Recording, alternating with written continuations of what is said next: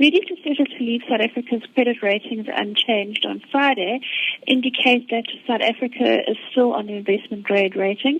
This is positive news, as the country would see substantially higher borrowing costs, which will translate through into higher interest rates should we lose our investment grade status.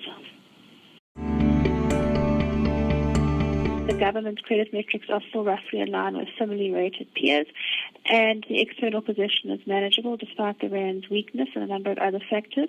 This is positive news, as it means the Finance Department is having good stewardship on South Africa's economy.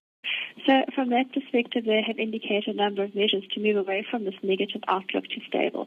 In other words, South Africa's credit rating, while still unchanged in investment grade, does have a negative outlook on it. And what this means is that when the agency Moody looks at South Africa's credit rating again in the future, there's still a possibility we could be downgraded because our outlook is not stable, it's negative.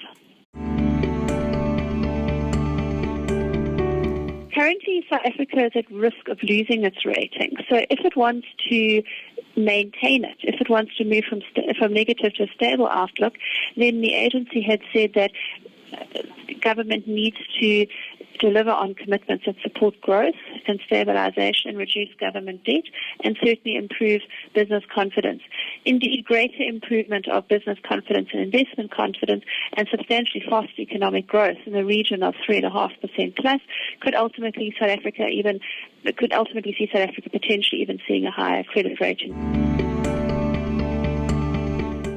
The concern about South Africa reaching junk status really has two effects. One is that if we reach junk status on our hard currency debt or our sovereign debt, benchmark debt, as I said earlier, we would see higher borrowing costs, which translates to higher interest rates, which in turn would make it much more difficult for South Africa to achieve fiscal consolidation. In other words, to bring its government finances back into the range, which are deemed to be investment grade.